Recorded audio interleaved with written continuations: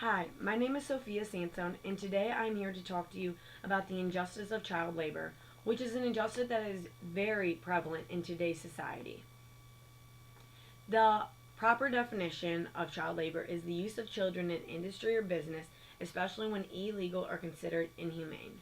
So, there are a few different types of child labor. There's slavery, there's debt bondage, there's trade, there's sexual exploitation, and there's drug trafficking. Um, there are many effects of this child labor. There's respiratory illnesses that comes upon these children. They're exposed to lead that causes brain damage and leukemia. There's mental and psychological damaging, and there's also a harm to the child's development. So, regular children, they grow up and their body changes. They grow up like a normal child. These children don't get to experience that because the conditions that they are put in, um, it robs them of this.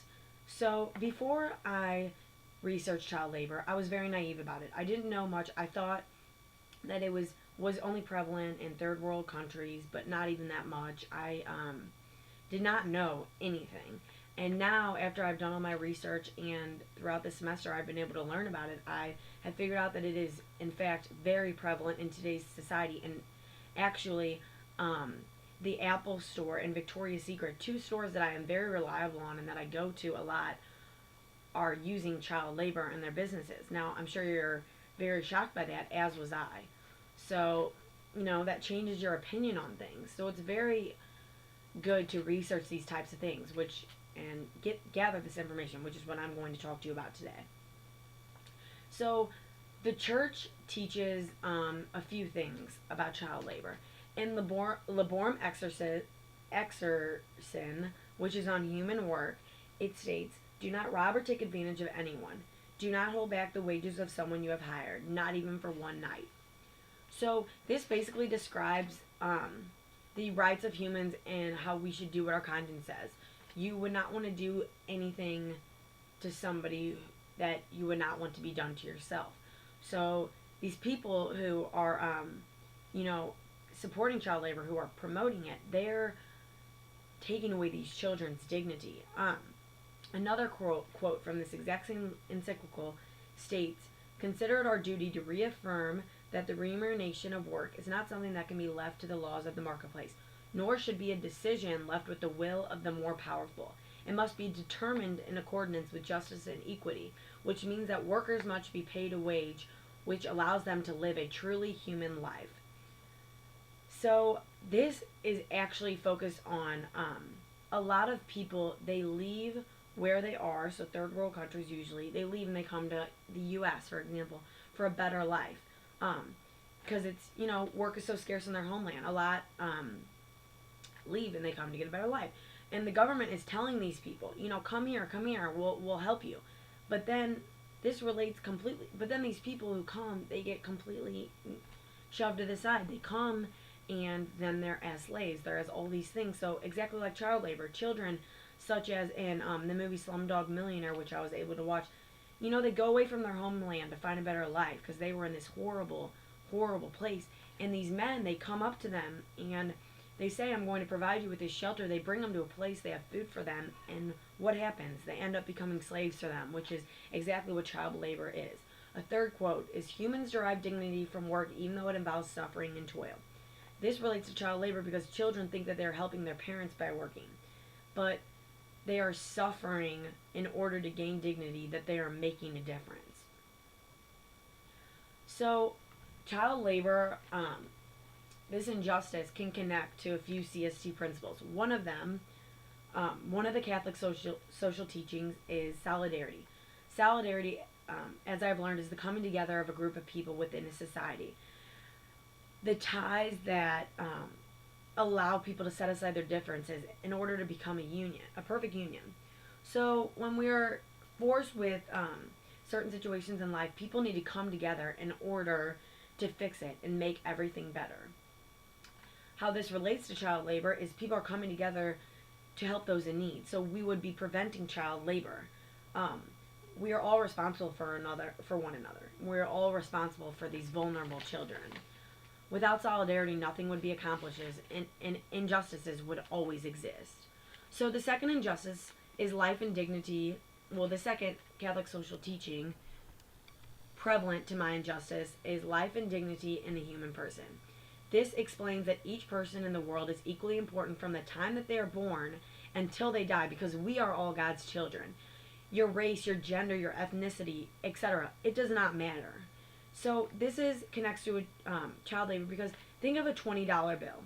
It can be dropped, crumbled, spit on, run over, anything. That does not take away from the value that it truly has. It's the same with a human being or a child who is in child labor. If a child or a woman, is raped and forced to work, it should not take away the dignity that they have. Nothing. Everyone has dignity. Things cover that up.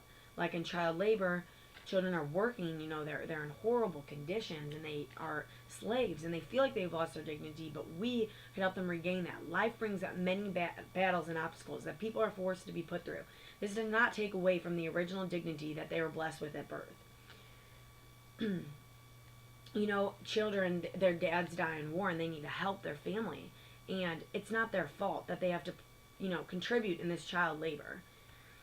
So, I was able to actually research a social justice activist. His name was Father Gregory Boyle, and he's a nationally known Jesuit speaker. He spent many years in the ministry in the Pico Aliso neighborhood in East Los Angeles. And he was realizing how many of these gangs are going on, that there are these horrible gangs and these children being brought into these gangs. So he started this movement called the Homeboys. This serves at-risk and gang-involved in the youth. There are many efforts at fundraising and organizing to find jobs for the Homeboys within this special group. And, Father Gregory Boyle, he talks to people about these stories of the youth he serves.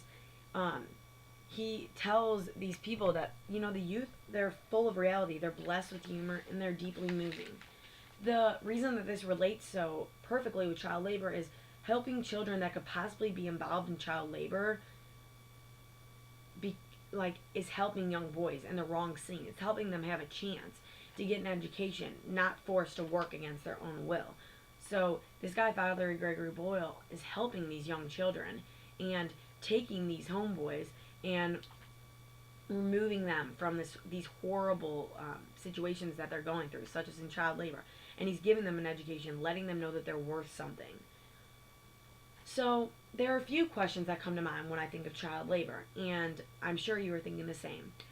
One question is the fact that the lack of attention on the amount of child labor going on behind the scenes in these large corporations a good depiction of how our society is today? So this question, the reason why we'd ask this is because there's child labor going on everywhere, not just in third world countries. Like I said earlier, in Apple, there's child labor going behind the scenes, and it's not in the media. No one talks about this. I didn't know about it until I had to research it. It just shows today that could money be more important, money and technology be more important than the well-being of the less fortunate and our children? Another question is, if child labor was abolished, would these children who feel obligated to work for their families be able to decide whether or not they should be able to participate or not? Not all child labor is forced. Conditions such as war killing fathers are an exception. Children want to help their family. They want to support their family. So if it was abolished, would the child's family suffer because they are not able to work? Because child labor would be abolished so they cannot help their family. So if it is abolished, would that harm them instead of helping some of these children with the conditions such as if they have to join child labor because they want to help their family? A third question is, does the advanced use of technology in today's world give us a greater advantage to perform a stop to the injustice of child labor? So there are YouTube videos going on telling us about these injustices in the world. One of them is Stop Kony 2012. It raised awareness to others. People tweeted, they Facebooked, they Instagrammed about this, and it spreaded awareness. People wanted to help. Technology, it gives us the power to send these messages, such as I am with child labor. So a way that I could potentially help stop this, and that you could, is maybe starting a club. By starting a club, you could get people involved. You could let them know about this injustice. You could, help them spread the word. You could tweet about it. You could have you could just raise awareness. No, number one in stopping child labor is spreading awareness, letting people know, such as I am with you today.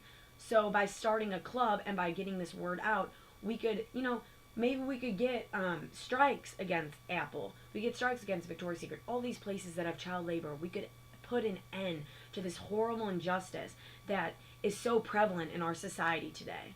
So I'm hoping that my message today and this information that I've given you will help you want to stop this injustice. Will help you want to spread it to others, and we could change the future. So thank you for letting me talk to you today. And I really hope that you have a better understanding of child labor, such as I have throughout this semester in my social justice class.